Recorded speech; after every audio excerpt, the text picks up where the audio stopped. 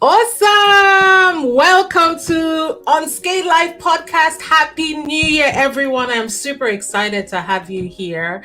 I am super excited for 2021. It feels like, it's great to finally have the door of 2020 shut firmly behind us. Who else is excited? I know that I am. Today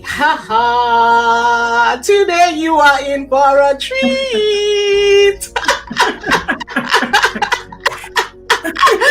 Honestly, the guest I have today is a treat. She's a prize. So just take that from me. I have got the sensational, the amazing Ehi Ade-Mabo. And if you don't know who she is, then trust me, you are about to find out. You're about to find out. So I'm going to read Ehi's profile really quickly. So Ehi is she has over 10 years transformational and mindset coaching experience. She has inspired lots of women to live purposefully, confidently, and with conviction to make an impact in the world by honing and mastering and sharing their message. She's a highly accomplished speaker, she's a trainer, she's a best-selling author, and she's an executive coach.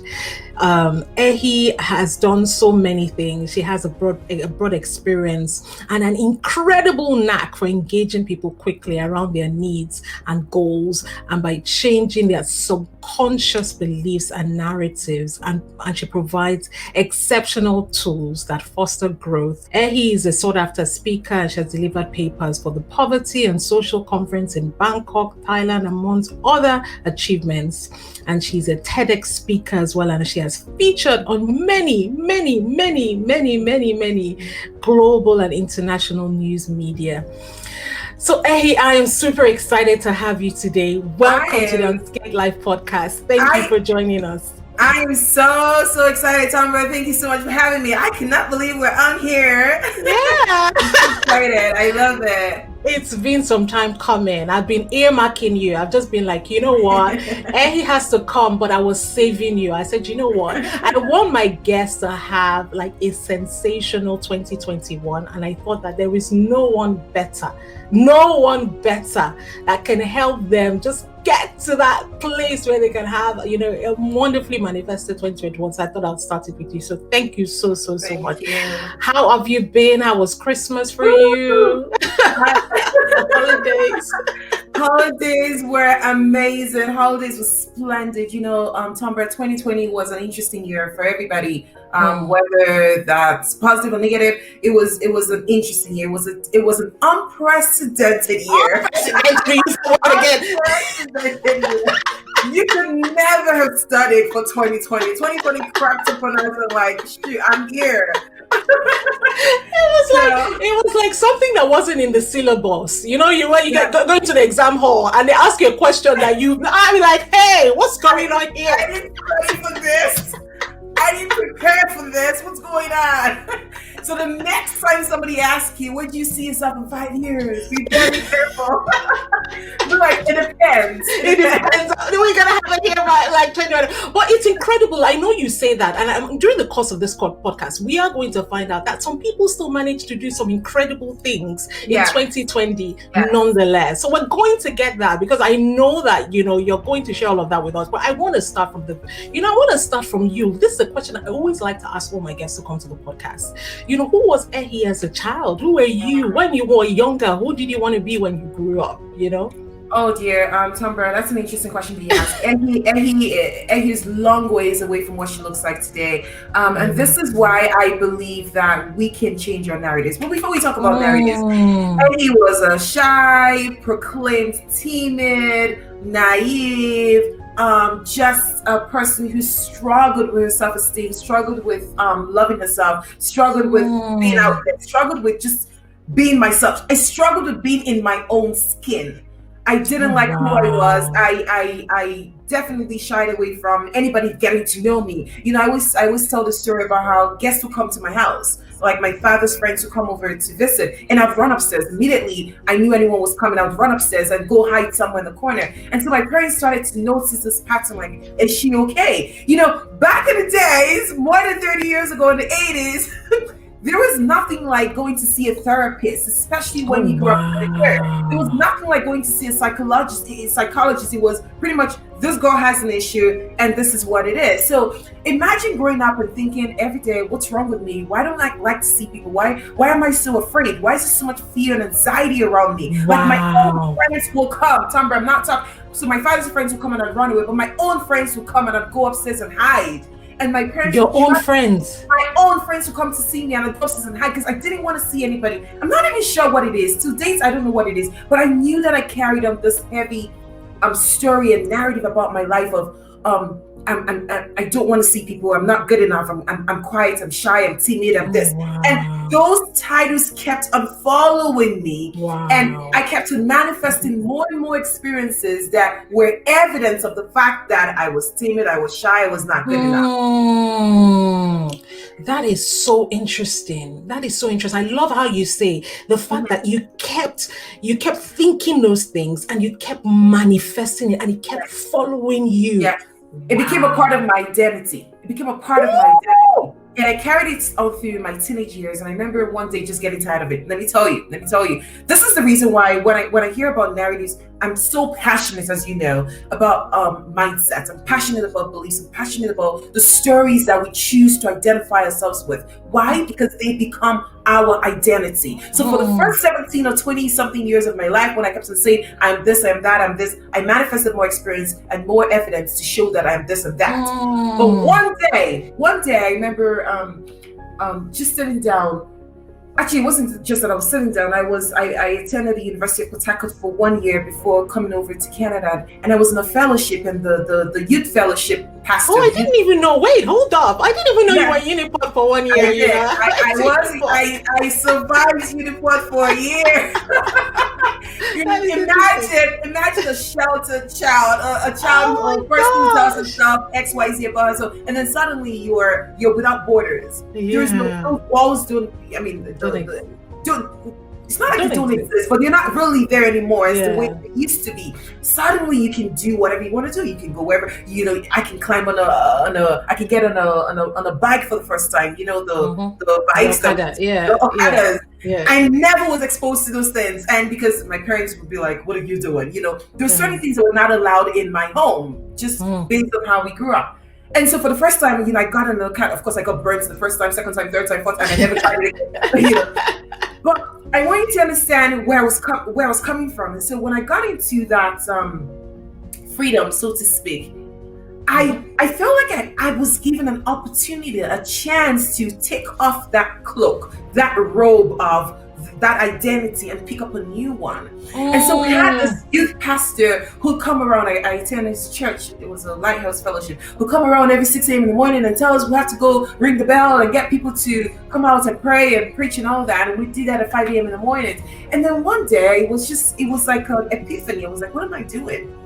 I don't have to be quiet, timid, shy, any of that. I could just be anything that I want to be. I'm not even sure what came upon me. And what inspired that? That's very, very interesting. It was that youth pastor, because he would come around every day and tell us we had to go out and pray and get people, those students who came out to your hostels and started to pray loudly and worship and do those things. And I love to do those things. So I noticed how vibrant and boisterous and energetic he was, and I was like, wow, I saw part of me in him. And so I was like, I can do this.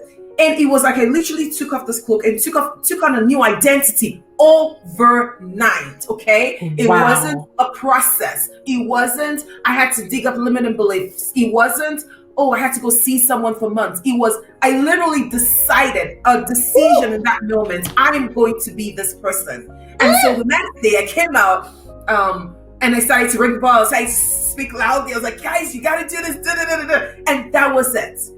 Wow. And I felt like I introduced myself to myself. It's like, hello, where have you been? And it felt so good, because that new person that I was meeting was exciting. She was vibrant. She was boisterous. She was authentic. There was no hiding anymore. There was no shame anymore. There was none of that. It was just, this is who I am and this is who I get to be henceforth.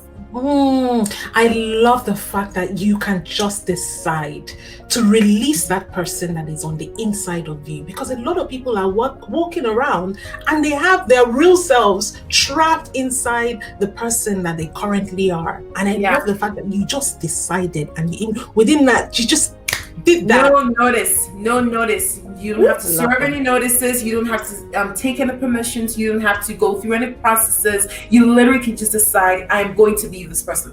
And so when I think about this, I'm usually inspired by that moment, because when I think about it, and sometimes when I want to do something in my life, I say to myself, remember what 17-year-old Ehi did? You can also do this.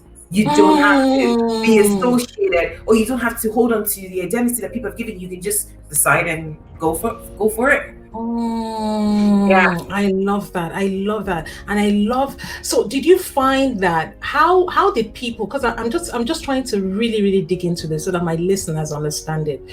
But how did people relate to you when they then saw you as this new person? What was that like? Just that transition from an external perspective.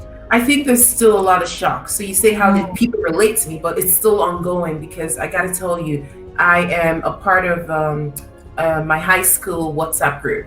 And every single time I can tell, you're just like, who is this person? Every single time, everyone is always in awe. Like, who are you? Like, hey, you were never like this. What happened? What happened? And so how did people react to that? I think people are just in shock, and they always ask me questions like, what did you do? What happened to you? Why were you so quiet back then and now you were different? What changed? And oftentimes I cannot explain what changed. All I know is I just decided again. I just made a different decision. That I wasn't going to be this person anymore. I put down the cloak, and it's not that person wasn't really me, to be honest. That Ehi who was, because I don't believe that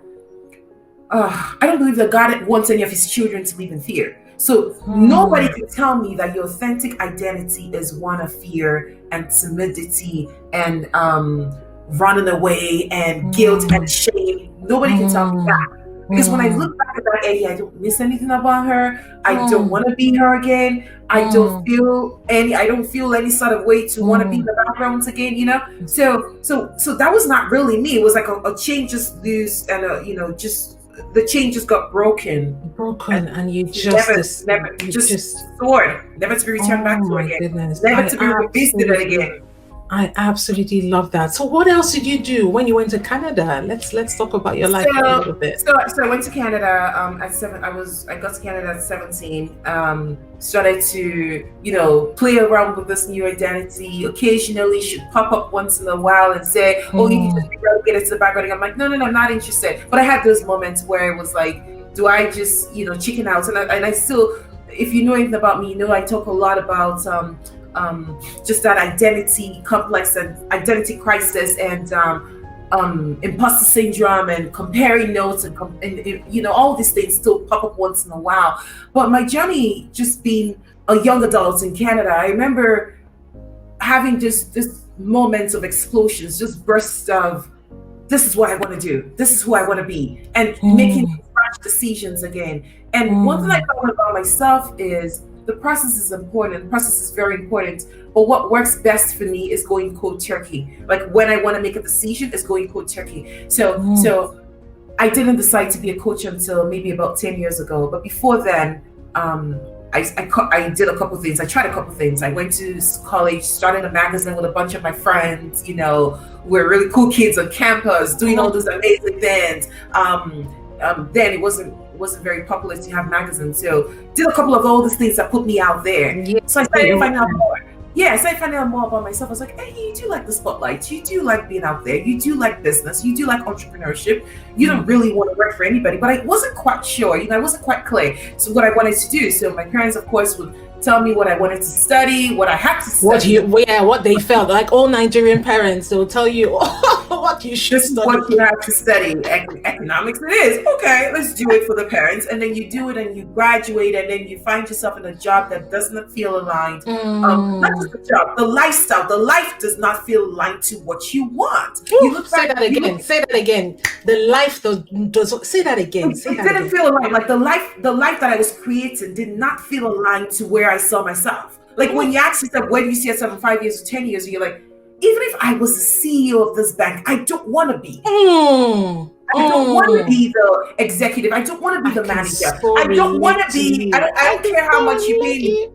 I don't want to be. I don't want to be it. You know, all the things that you find that all the positions that people are clamoring for. You look for. Oh, that's the highest of the highest. Oh, that's the best. I'm not even interested in that.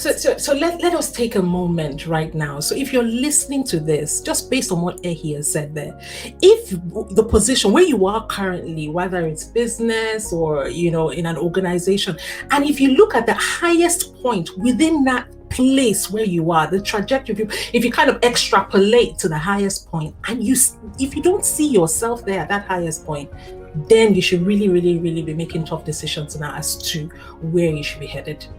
I just thought to drop that in.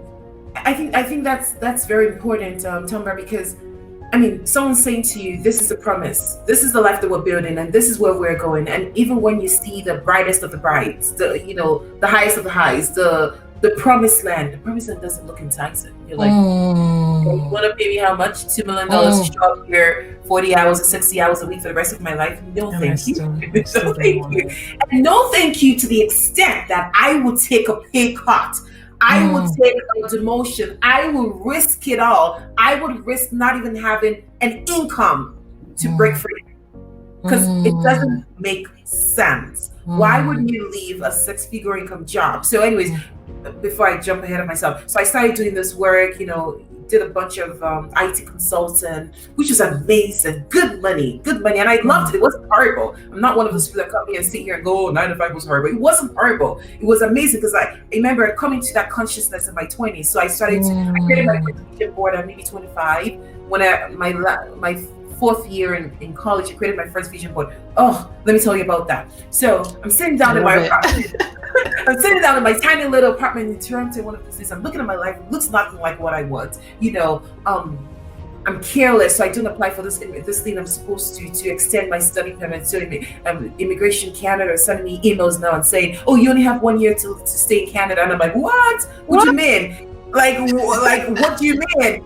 And so I didn't remember to apply for this thing that I was supposed to after graduating. Anyways, I had a second chance, quickly got it done, extended my stay, got my PR, got my permanent residency and all that. But in that moment, that wilderness moment, I look at my life, I have no future in Canada, because at that point I had no immigration documents. What I had, but it was going to expire. It was going to expire. I was never an undocumented immigrant, but it was going to expire in a year and I had no future. I'm looking at my relationships. Everything sucks around me. I'm looking at my finances, horrible, an absolute stench. So I'm in this tiny studio apartment, getting eviction notices, getting collection letters for phone bills, and I'm going to this minimum wage job, calling people to have their windows washed out of a big fat yellow pages. So it's not now that everything is digital. Back then, we had the conventional directory where you had to flip through 366 pages. It's been so painful. To the 404th page to call Mr. Adam Smith and tell him and ask him if you like to have his windows washed. It was absolutely horrible. I hated it. So one day I was like, listen, Amy, this is not the life that we want, is it? This is not the life we want. I love it how you can call yourself to a meeting. It's like, sit down. Let's talk about it. This is not the life that we ordered, okay? What are we going to do about it? So I had this really, really very troubled times where I had to call myself to that meeting occasionally. I always say, and I've said to you many times, whenever we ask, we always get the answers. all the time. It's one thing if you're not paying attention. It's one thing if you don't like the answer that you're being given. But whenever you seek, you will find. Whenever you ask, you're always going to be led. So I started asking these questions every time I'd ask, have these conversations with God and say, God, I need to do something else. I need better in my life. Something's got to change. It wasn't even on the second or third day. I turned on the TV. Thankfully, I still had cable. They had to cut it off. I think you're some messies. Oh Lord! I turn on the TV and I see Oprah being interviewed by Dr. Phil, and he's asking her all these grueling questions. And Oprah, just the moment that I tune in, she talks about journaling and how journaling had been cathartic for her. And I'm like, what is that? Journaling. Okay. I know I don't have a whole lot in this apartment. I may not have a whole lot of money. I don't have a whole lot going for me. But one thing I do have in this apartment is a notebook and a pen. And I can get to work right now. God, I am willing to do whatever it takes. Tonbra, you have to understand the state of mind I was in. I was desperate for change. Sometimes your breakthroughs will not come until you get to that break-even point where you're just like, I'm willing to do it all. I'm willing to do anything, God. I will listen this time. You got to speak to me because something has got to change. Word. If I didn't get to that point, I may have missed the lesson. So every single time, I'm so grateful that I got to the point where I received a bunch of eviction notices, couldn't pay my bills, had all those dark thoughts around me. So I pick up a pen and paper somewhere in my apartment, I start to write. I start to bear my heart to God, and it was really, it was a mixture of tears, frustrations, when you just have a conversation with God, you're like, why am I here? What is going on with me? This was not the plan. And I write, and something starts to happen. Day 1, I write like a bunch of pages. Day 2, day 3, and I notice I start to feel better. So my bills are still there. I'm still in a dip mess. Things are still the way that they are, but I start to feel better. And that was the one miracle that I held on to. I was like, wait a second, things are getting better. I may not see it, but I feel better. I feel lighter. I feel relieved. I feel like the whole weight has been lifted off my shoulders. Something is happening. And so I keep up the practice because of the way that I feel. I don't feel anything in the physical, but I just feel good. So I keep writing. Every day I journal. And so I made a date with God, and I have all this, I have a specific time, get my book and say, dear God, I'm here again. This happened today. And it was pretty much just a conversation that you'd have with a really good friend that you wanted to talk to. But I noticed that I started to write, more ideas started to come in, things on what to do started to come in. I started to get a better picture of a brighter future on that journal. And I write it, and it would just get better and better. Maybe it wasn't even up to 3 months or 6 months, not even 6 months, just a few months after that, I got my first job as an IT business analyst. I met my husband. What else? A bunch of things happened in a short period of time. It was like an avalanche of miracles just start to happen. I'm like, what's going on here? Cool. Oh my goodness. So you got to this point where everything literally started to collide together in terms of the things that, were better for your life. Yes. So right after that wilderness period, that season where everything came to a halt, everything literally started to work out literally a couple months down the road. And so I got to this point again. I'm married now. I have a wonderful 6-figure good job as an IT consultant. And then I start to have those conversations again. So, I keep journaling, but when you're out of the woods, sometimes you forget where you've been. You forget those tools that got you out of the woods. I think that was my case. I love that. When you're out of the woods, sometimes you forget those tools that got you out. Many times you forget because you have more than you need. You have to pay the rent. There's a whole lot left over. Life is looking up again, and then you forget really the work that you had to do to get to where you are.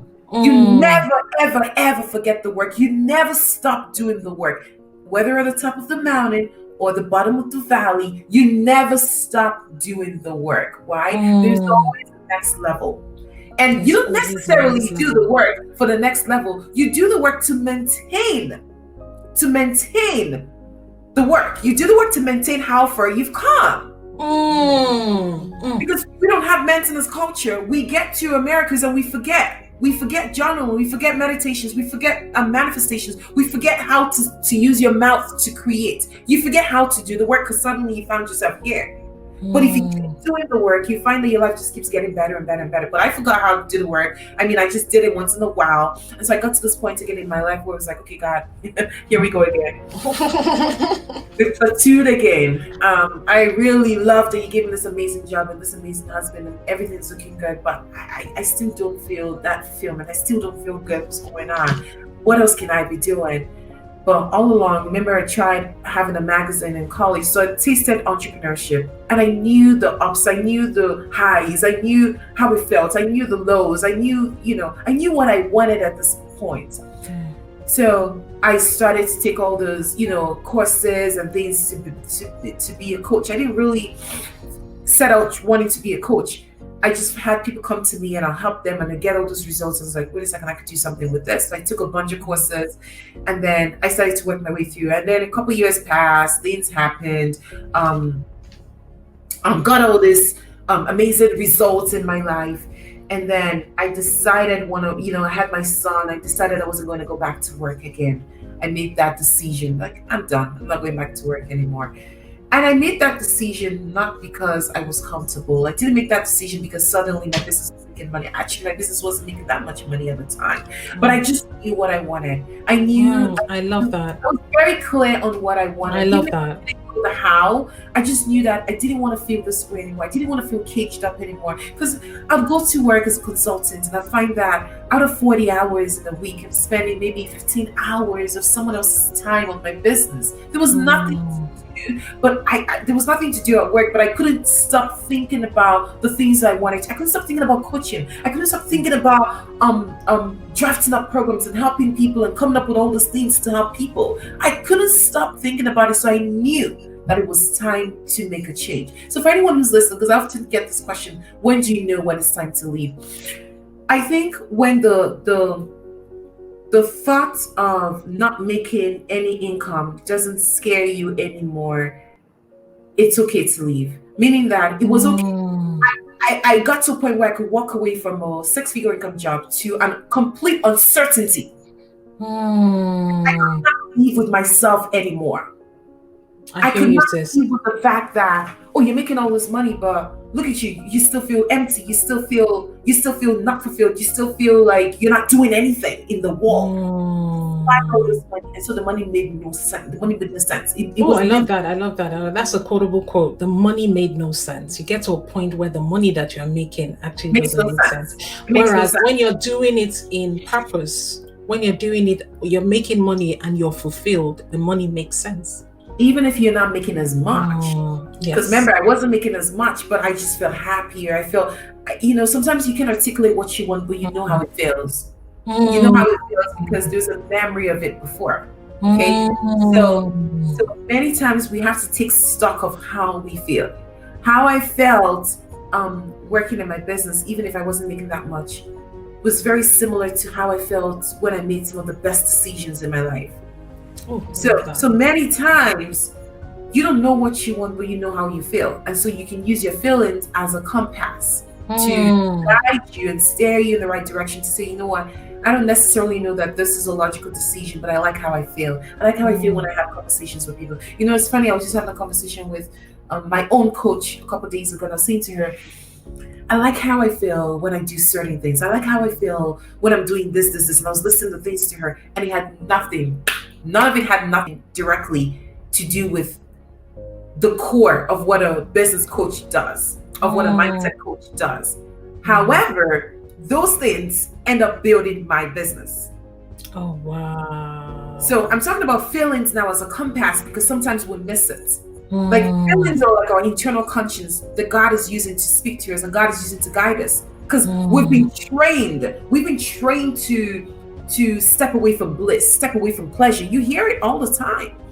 No work, no pain, no gain. If you don't work hard, you're going no food for lazy man. If you don't work hard, you're going to starve. That is not true. That's not the original intent that God had. It's not. We were not made to be beasts of burdens. That's not what it, there's also the scripture that says faith without works is dead. But you don't have to, how do I put it? You don't have to do the things that you don't want to do so you can accomplish the things that you want. That's not how we work. If that's how we work, the reverse. It's the reverse. If that's how we work, then the hardest working people would be the most fulfilled people, and we know that's not the case. Yep. So I say to anyone who's listening to this, follow the bliss. Follow your bliss. Follow the pleasure. Follow where you feel delighted, and not just in business, even in relationships. Sometimes you're not sure. You're not sure about a certain kind of relationship, but you just know, I don't like the vibes. This person smiles at me, they treat me good, or they do this, they do that, but there's something off about the vibes. You want to train yourself to follow that.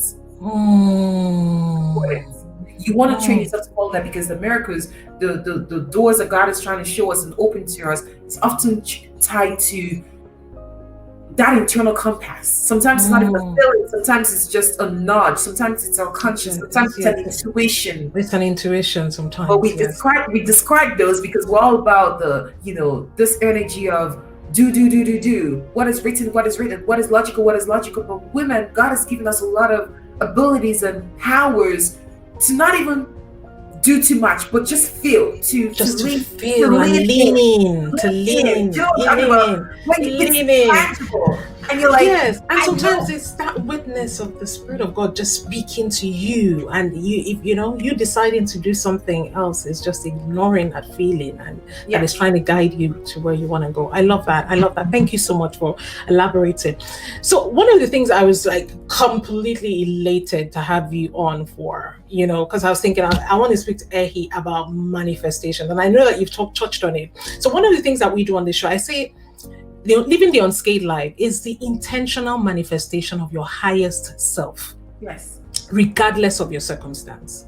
So I want to speak to you about, being able to manifest your highest self, regardless of what is happening around you.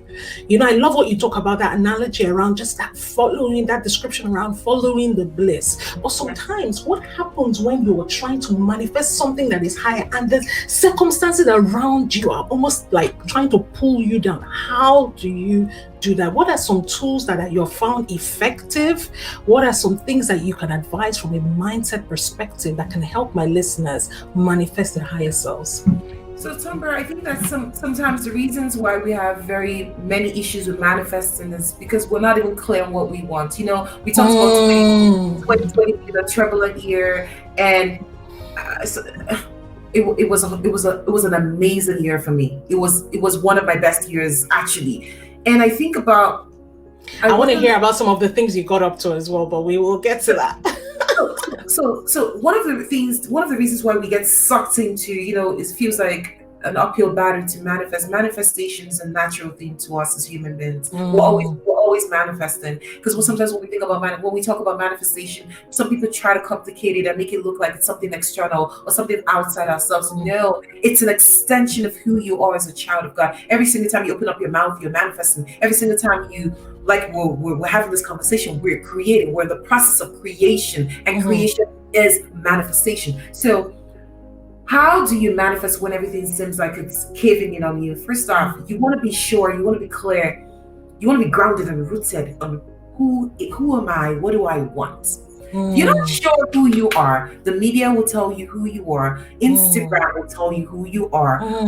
Everything around you will tell you who you are. So, and this is why I say to people, you want to really clear your head and say, what am I doing? What do I want? What do I want to get out of this situation, this hour that we're spending together? What do I want to get out of the 5th of January? What do I want to get out of the month of January? What do I want to get out of 2021? If you're consciously coming back, getting grounded, asking those questions, having those conversations, keeping those conversations going in your mind, keeping the communication channel open with the Holy Spirit, there is no way you would not be a walking manifester of all that you want. Why? Because it's not really up to us. I know a lot of people talk about manifestation as though it was some sort of heavy lifting, go do this, go do that. No, manifestation is allowing God do what he's already doing. That means that Mm. whenever you're not manifesting, it is not natural. That means you're standing in the way. Oh, God is always, wow. you're always getting gifts. You're always getting good gifts. There's no day that passes that God is not giving you good gifts. There's no day, because He knows you need these things. There's no day that passes that you're saying, God, I want it to be a $10,000 a month. He's like, okay, I got you. I hear you. Angels, get to work. Make it a $10,000 month for her. Immediately you say that, you start having $10,000 ideas. Like, okay, well, maybe I need to create a product or something that I can sell for $1,000 and have just 10 people fill it. And then you start getting the ideas of what to do to attract those 10 people. But what happens? We use self-doubt, we use fear, we use negative comparisons, we use comparing other people's notes, we use negative competition, we use all these other external things that are often found on social media, found on the news media, found with talking to the wrong people, found with digging up wrong experiences to put those obstacles in the way. So if you and I did nothing, if you did nothing, okay, you're going to manifest all you need. Meaning, if you did not do any more traditional journaling, meditation, affirmations, right, all these things that we talk about, you are just going to sit there and all these things are going to come to you. The reason we have to do the work is because we spend that much time destroying the work that we've done. I don't know. So, so these things I've just talked about are belief tools to help you believe. It's not to help God. It's not to turn the hand of God. It's not to, oh, let me be a good child today so God can listen to me or God can hear me. That's not the purpose of prayer. That's not the purpose of journaling and meditation. So, because sometimes we think, oh, I'm going to be holy today. I'm going to pray 3 times a day. God is going to love me. He's going to give me all that we need. We even have songs and prayers and church conferences and a whole conferences dedicated to telling us that we have to beg God. No, that is not true. You are already He already wants to give you these things. I have had my own aha moment here. Yeah. Praise the Lord, somebody. Go on. He already wants to give you these things. He's more eager to give it to you than you are eager to receive it. I mean, there's that scripture that says which mother, which father, which parents would give their child separate when they ask for bread. So how much more your Heavenly Father? Tonbra, you want to give your children more nutritious meals than they want to have it. If your daughter goes 3 days without eating, you are going to be more worried than she is. How much more our Heavenly Father? So we can't sit here and pretend that manifestation is some sort of complicated thing. If you would just unlearn some of the things that you're learning, if you just undo some of the things that you're doing with your fear, with your self-doubt, your negative self-talk, the kind of thoughts that you allow to marinate in your mind. And it's so difficult these days with the availability of information. So technology is both a blessing and a curse, and we need to know how to use it. Because after you spend all this time bringing forth, creating, sitting in silence, allowing the Holy Spirit to speak to you, and He's placed your orders, and He's getting it ready to you, and then you now take yourself somewhere and start having conversations that go, well, I don't know if 2021 is going to be great. They haven't even gotten the vaccines yet. I think it's going to be worse. I think 2020 is still learning where 2021 is. We make all these comments and say things like, oh, 2021 is going to be way worse than 2020. Because look, there's this and there's that. And do you know why what you're saying is really, really resonating with me? Because it is so easy. It is so easy to fall into that crack. I see it as just like a little tiny crack, and before you know, your mind has already gone there.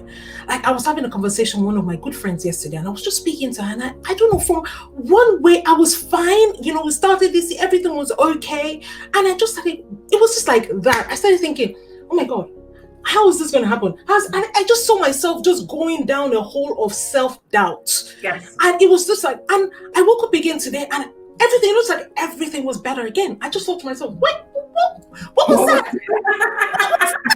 Nothing changed but how I saw things. Nothing changed but how I saw things. So it is super. I love what you're talking about. The fact that you need to get out of your way sometimes. Sometimes it's not this prayer that you're praying and these things that you're doing. They're belief tools to help you believe, not to convince God to do anything for you.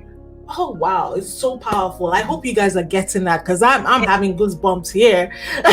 And you're right. It's God has done everything that He would do. You know, I love it. I heard a preacher once say, God is not going to send Jesus down the cross again. He's not going to die a second time. He died already. He died already for cancer. He died already for lack of poverty. He died already for fear and self-doubt and imposter syndrome and all that nonsense. It's our job to do the work to believe. And so the way you felt yesterday, you know, talking to that friend, it felt like a filthy cloth yes, like this heavy weight, this filthy cloth. Now, the problem with a lot of people is they don't even recognize that something has come over them. They just go, okay, this is how it is. And then today, January 5th, you carry on with that energy. You accept it as true. You accept it as true. And so what's happening is you're layering up on the wrong information, on the wrong energy, on the wrong things. That's all that's happening. But because you're a conscious person, you felt yourself. I felt out of sync. I just felt there was something not right. Like you felt no, this isn't me. Yeah. But that's because you're doing the work. This is why I said we must commit to the work. We don't do the work to get to a destination. Oh, I want to have a great, splendid 7-figure income 2021, and that's the end of the work. You continue to do the work, because the day you fall, the moments, I should say, because it's a combination of moments, that you stop doing the work, you're not even going to notice anything happen again. That person's just going to come dump your stuff in you, and you're going to feel heavier. You're going to feel that loading. And what does the work look like, just so that everyone can understand? Some examples. I know you've talked about journaling. You know, what does the work look like? So first off, the work looks like just acknowledging where you are right now. So if I was talking to someone who's never really done anything on themselves, I would say, where are you right now? What's going on? And they will talk a little bit, okay, this happened, that's happened. And I'll watch their language. Some people will say, oh, and then my mother-in-law did this to me, and then my husband puts me down, and then this thing happened, and then the recession happened, and then COVID happened, and da. No personal responsibility there, okay? People are typically talking as though everything is happening to them. So number one is acknowledge where you are right now. Number two is take personal responsibility. COVID didn't happen to anybody. COVID happened for us. COVID happened for us, actually, because I don't know about you, but I've been able to connect with my son in ways that I've never been able to connect with him before. I don't know about you, but being stuck in Nigeria for 9 months thanks to COVID was amazing for my family. I have never connected with my family the way that I did. My husband, he was in Canada while I got stuck in Nigeria, and he traveled to Nigeria to come to stay with us, and that was it. Thank God we had no jobs to return back to, and we just kept on going from country to country in the peak of COVID. So what I'm saying is, COVID happened, and I realized, oh, this is amazing. Everything can be completely digital. All this coffee meetings that we have, and I love in-person meetings. Well, a lot of these things that we do are excesses that don't really need to happen thanks to COVID. So COVID happened for me. So you have to say to yourself, so number one, acknowledge. Number two, taking personal responsibility. Number three, getting to the side of knowing with certainty in your heart that every single thing is happening for you. Not happening to you, happening for you. When you start to see that, Tonbra, change in perspective. It's different. The energy is different, isn't it? Because even if you have a situation that it looks on the surface like it's negative, but if you decide within your heart that everything is working for my good, that instantly changes the way you see that. It changes the way you see things, and it also changes the results that you get. Okay, I'm saying, vaccine or no vaccine, I am good. I'm okay, I'm healthy, I'm fine. And sometimes when you talk, it may look insensitive to folks who haven't done the work, because they may say, oh, what if that person that died of COVID doesn't mean they weren't doing the work? Well, I don't know the contract they had with God. I don't know what conversations they had with their maker. But mine is different, because I don't want to be sick, and I'm not going to die, and all those things. So we have to be careful with looking at what's going on with other people and using that formula to apply to ourselves, okay? Because you know what's going on in your life. So anyways, so you understand that everything is happening for you. The recession happens for you. COVID happens for you. Vaccines happen for you. everything online, not being able to go out and go to work, lockdown, everything happens for you. Once you start to see the good, guess what? The good starts to manifest. Good is not going to come to you when good is not welcome. It's true. Think about it. If always saying is, oh, COVID, boom, COVID is bad, this is bad, that is bad, 2020 is bad, then you wonder why you had a bad year, because you're going to keep manifesting evidence of that. Remember, every single experience we experience in our life is as a result of the interpretation and the stories that we have given that thing. So if you call it good, you will have no choice but to be good.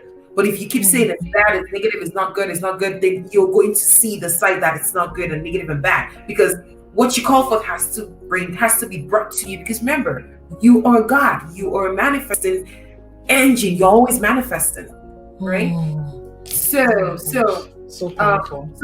So number one, acknowledging where you are. Number two, taking personal responsibility. Number three, really understanding that everything is happening for you and knowing that with certainty. And then once you've done all of that, then you ask yourself, what do I need? What's my part in this situation? What is my part in? What's the role that I have to play right now? What do I need to do right now? Or what do I need to be right now? Because sometimes it's nothing for you to do. You just have to be. But a lot of times we're not comfortable just being. We feel like oh my goodness, I am loving this. I can't even pretend. Like this is so good. Sometimes we just have to be. Sometimes there is nothing to do. But human beings, we are so used to being busy. We equate busyness with productivity and results and outcome. So even when you're supposed to just be and do nothing, oh my gosh, this person started a podcast, I better start one too. This person's posting 3 times. This is why they're getting results. No, sometimes you just need to know what am I, and this is why you have to keep that conversation going on the inside, because the Holy Spirit is our compass. He's the one guiding us. He's the one telling you, yeah, you're gonna write a book, yeah, you're gonna start a podcast, but maybe not now. Wait. But if you're not sure, if you don't even have that conversation going, you're just gonna be swayed by every doctrine. Oh, they said it's COVID. I better be sad. Oh, there's a vaccine. I better be happy. Oh, wait a second, there's a new variant. Oh, I better be sad again. And then you're like this. Yo with your life.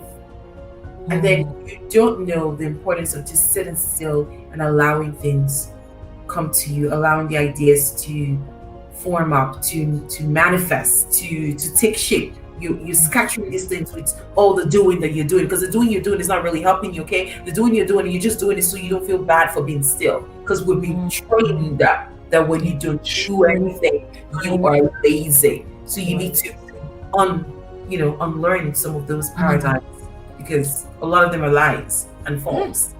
Love it. And I think one of the conversations you and I have had offline about that really, really brings this to light is when you talked about your TEDx, how you got to speak at. To me, that was manifestation at its finest in terms of.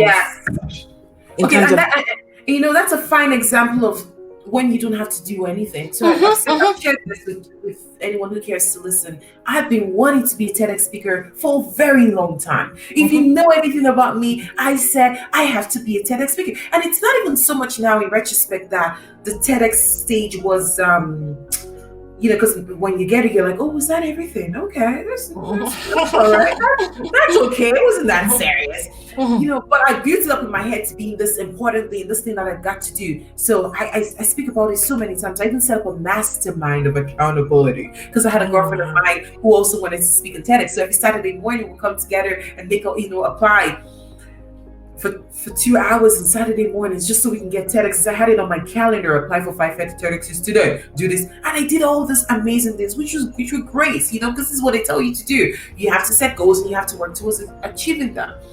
And then one day I just got tired. I was just like, you know what? I'm just going to let this one sit a little bit. I'm just going to surrender. This particular one. And so I did nothing about it. I just rested. I rested on it. I remember for 5 years I've been applying, getting close, getting interviews, and then getting turned down. Getting close, getting interviews, and then getting turned down. So it made me think, I'm close. I need to keep going. And then I just got tired, and I was like, you know what? I'm just going to let this sit for a little bit. it was on my vision board. It stayed on my vision board. Okay, so I didn't take it off my vision board or anything. I didn't take it off my vision. I didn't take it off my desire, because that's another thing about surrender. Sometimes we think that when you surrender, it means you don't want it anymore. When you surrender, it means you're surrendering the desire. No, actually, surrender is saying, because I already have it, it's okay to let it go. Because when you own this phone, it's my phone. You cannot take it from me because it is mine. Surrender is, it's been given to me already, and because it's mine, you cannot go ahead, Tonbra, and give to me what is already mine. It's already mine. This is what it means to surrender, to hold on loosely. So anyways, so I started to hold on loosely to this desire of TEDx, and I'm like, okay, I still want it and I'm still going to get it, but I'm not going to be all hustling about it or have all this stiff energy about it. I'm just going to hold on loosely. It's already mine. It will happen when it will happen. Barely maybe a couple months after I did that, I received this Facebook Messenger from a mentee of mine, a lady that I'd mentored and coached many years before, many years. Oh, Ehi, I think this might interest you. I saw this TEDx application and I thought it would be good for you to apply. I just think of you as someone who should be on a TEDx stage. I'd never shared with her that I wanted to be on TED stage, and she just made this recommendation. I'm like, oh, another one. If only she knows how long I've been trying to get on here. It's okay, I'll just apply because whatever. So I apply casually, just like I've done with all the other. And I even forget that I applied. Then I get an email saying, "Oh, you've been selected. Da da da da da. This is the time for your interview." I'm like, "What? Shut the front door. What? To do what?" Selected for a TEDx interview. Look at how that came to you. I go to the interview, and who do I see? I see Sheila sitting right there. She's on the committee. She's on the selection committee of speakers. My God. She's the head of the speaker selection committee. Get this. She did not tell me she was. I had no idea she worked in the TEDx selection, whatever TEDx thing. She had no idea I wanted to be on TEDx. I'd never shared that with her before. Look at that. Is the definition of manifestation. That what you want also wants you. It always plays out. That formula is true every single time. Even when you don't see it happening, it's still true that what you want also wants you. See, she was sitting down there and she's the one who's making the decisions, and I am like, you didn't tell me you were doing this. She goes, oh, I never mentioned. Okay. And she's so casual about it. She goes, oh, I never mentioned. Oh my goodness, I'm so sorry. I thought I did. Da da da da da. And boom, boom, boom. I'm accepted. They give me the date for the TEDx, and boom, I'm on a TEDx stage. And she handles it so casually because remember, this is what she does, okay? She's in charge of selecting speakers. To her, it's not a big deal. To me, it's been on my vision board for 7 years and counting. Oh, wow. And just like that, it happens. So here's the nugget from the story. Many times the things that you're asking for seem like a big deal to you. But to the person that God has put in the way to help you get there, it's not a big deal at all. Matter of fact, it's a day-to-day activity for them. So you're asking for $10,000 in your business. You're asking to speak at a certain conference. You're asking for a specific job or specific partner or to travel to a specific country. There are people who do this stuff every single time so easily. It's like, my husband has this travel pass where he gets to travel around the world. A flight pass rather. Yeah, travel pass where he gets to travel around the world for nothing. And he was speaking to someone there. He was like, oh, it's my goal to do this and do this and do this. My goal to travel 50 countries and da da da da da. And it was such a big deal for her. Oh my goodness, how do you guys do all this travel? Da da da da da. And I was like, honey, can you help her with that travel pass? And 2021, as we speak right now, today actually, she's on her way to Dubai, India, Amsterdam, Nigeria. Oh, wow. Just because she was a close match to that manifestation. Now, to my husband, travel is not a big deal. He ups and he goes whenever he wants to. To her, it was on her vision board. It was this grand plan. Oh, I need to travel. Oh, I don't know how I'm going to make it happen. It's expensive, but I want to be a travel blogger. And just that connection, she's able to make it happen. So what I'm saying is, whatever seems like a big deal to you, it's not a big deal. It just seems like a big deal in your own mind. But whatever it is, doesn't matter how big it is, 7 figures, 8 figures, billionaire, millionaire, whatever, it's someone has done it and is done with it, and they've moved on, and they're tired of it, and they're ready to pass it on. And you're happy to pass it on. Because when I kept dates, I still messaged Sheila, I'm like, thank you so much for the opportunity. And she's confused. She goes, what is it? TEDx we're honored to have you. What opportunity? Like, what are you talking about? It's not a big deal. And you said thank you like 10 times. Can you stop? And I'm like, you don't understand. It was such a big deal. I love that. That is so instructive, that whatever you want, for somebody else, that thing is not a big deal. It's nothing. And sometimes it's as easy as just that divine connections happening.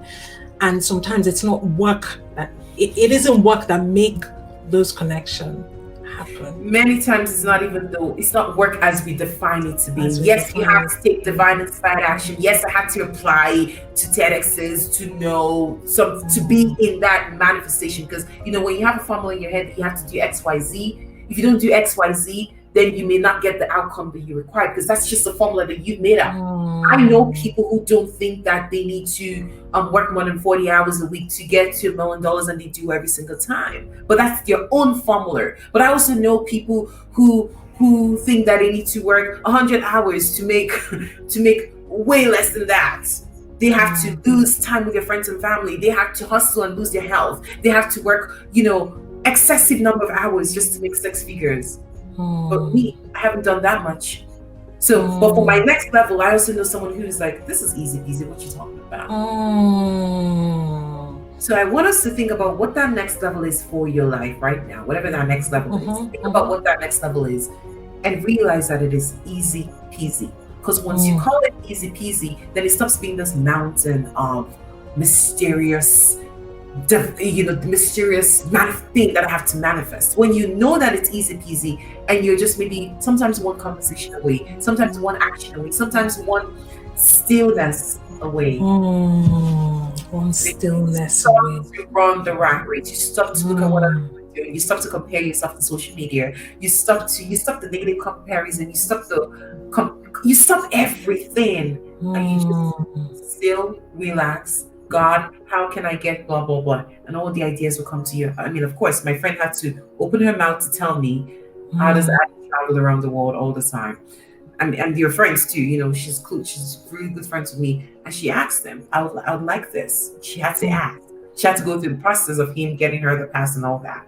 Okay, so that's the work that you have to do. But the more important work that I believe she had to do was to be in that she had to be an energetic match for what she wanted. She had to be an energetic match for being a travel blogger. She had to be an energetic match for someone who could receive that favor. I had to be an energetic match for someone who could be on a TEDx. Energetic match. That is so hard. That is so amazing. I love that. I've never seen stuff in that perspective before. So some things that you want, there is the energy. It takes a certain energy to get those things, and you've got to be a match for those things to then come to you or find you, or for you to then come together. That is so powerful. Everything is energy, though. Everything is energy. It takes a certain energy to have an iPhone 12 or iPhone, I don't know what this one, iPhone 10, iPhone X. It takes everything is energy. And this is the reason why my iPhone, I don't know what this is, iPhone 10, something, maybe looking like an outdated phone. But for someone in a third world country, this is gold. This is, oh my gosh, she has an iPhone. Because there's an energy attached to someone who has a smartphone. There's an energy to this conversation that we're having. You know it. There's an energy you had to get into to be able to sit here as Tonbra and even invite me to be on the show. I don't think it's everyone who invites me to be on things. I don't, you have to be a certain, you have to be an energy. Yes. Sometimes it's attaining that energy first. So attaining the energy is sometimes the same as the outcome. So what do I mean by that? So you have a show, Unscathed with Tonbra. You've created this. You've called this integration. You've worked it. You've done the work to get here. Yes, of which you were. Ehi is my wonder queen. So you've done the work to get here. Now, a year ago, 2 years ago, the energetic frequency that you're operating at now is certainly not where you were even 6 months ago. Even 6 months ago. Yeah. I know some 100%. Of the shows that you've been on, some of the collaborations and partnerships you've had, you would never have had it even Yes. just 6 months ago. Yes. So it's our job to keep upgrading our energetic frequencies for what we want. So first off, you identify what it is that you want, and then what is the energy around that thing, and then you become it now. So for example, my next level is 7 figures. I'm going to be a millionaire. That's no surprise to anybody. I've said it for as long as possible. But I feel like I'm finally getting close. Not physically, not bank account speaking, energetically. For me to even open up my mouth to tell you about it, it means that there's finally no shame about it anymore. There's no guilt about it anymore. There's no imposter syndrome about it anymore. There's no weird feelings about it anymore. Normally, I'll never be able to open up my mouth to say it because I'm like, people are going to say, who is she? Or da da da da da. Now I can say it because it's getting to a point where I know it's almost done in the energetic realm, in the spiritual realm. Because when it's done in the spiritual realm, the physical has no choice but to show up. Because, creation happens 2 times. Spiritually and physically. It has to happen internally first before it shows up in your experience. Period. A lot of us are doing it the reverse. We're hustling backwards. We haven't done the work. You're not the kind of person who should be entrusted, who can be entrusted with 7 figures. You're not the kind of person who has systems and structures for 7 figures. You're not the kind of person who's ready to roll up her sleeves and deliver the value of 7 figures. You're not the kind of person who's healed her relationship with money. You're still bashing all the other multimillionaires, or you're still having bashing. That is so key. When you're trying to attract a certain thing and then you're bashing that same thing. When you see it in the fastest way to get away from what you want is bashing it. Fastest way. Because again, everything is energy. If everything has a certain energy to it, millionaires think a certain way, they talk a certain way, they sound a certain way, they spend their time in a certain way. They just do things differently. So what you want to do is you want to immerse yourself in the energy. I'm talking money because I love money. I talk about money. You know me. I'm not ashamed to talk about money. I talk about money all day, every day. Once upon a time, I used to be so ashamed to talk about money because I used to feel judged. We love money here. Don't worry, go on. I don't feel judged. People used to tell me, oh, she be talking about money all day. What's the problem? Now, like, your money, come. We have work to do in the world. We have so much work to do. Do you see what happened with the End Source movement? Do you know that if there was only about 10 of us who had multi-millions, we could have shut the mouths of those oppressors like this? But once again, we saw power. We saw people use their power to oppress other people. And for those listening who don't know what this is about, so this was a movement that happened in Nigeria. So about July, or I can't even remember when it was now, actually, a few months ago, where it was a police protests, anti-police brutality protests. So that was the NSAS movement that she's talking about. But yeah, you're right. You're completely right. Money is needed to make positive change in the world. It absolutely is needed in it doesn't matter what part of the world you're in. Once you have the money to back up the causes that you're fighting for, the conversation is different. We're not just talking, oh, help us, oh, philanthropy, oh, charity. No, you were saying, I am going to put $2.2 million towards the youth economic forum. I'm going to put $3 million towards the woman empowerment, women entrepreneurship. You're not just talking about it. You're not just praying about it. You are putting your money where your mouth is. I think that God could do a lot of work with people who are not afraid to talk about money. Love it. Oh my goodness, this has been such an amazing, I got so many aha moments myself, and I have no doubt that my listeners have as well. So I think I want to just get the final thing I want to get from this conversation is just that we've heard about the manifestations, or just generally we've talked about the energy it takes to attract certain things, right? Are there any other sort of like daily things that you do to maintain it? Does that make sense? Yes. So in terms of maintenance, like I said, having even having the consciousness, having the awareness, having these conversations to ignite that fire, to know that you're not alone, being in the same kind of rooms with people that you want to become like, so you have that witness. Like, we're having this conversation and you're like, oh my God, I know what you're talking about because I felt that way too. But imagine all like the people I talk to every day are people who are negative, gossipers or gossips, bashing people, all that nonsense, it will be hard for my star to breathe and shine because I will never have a weakness in the room.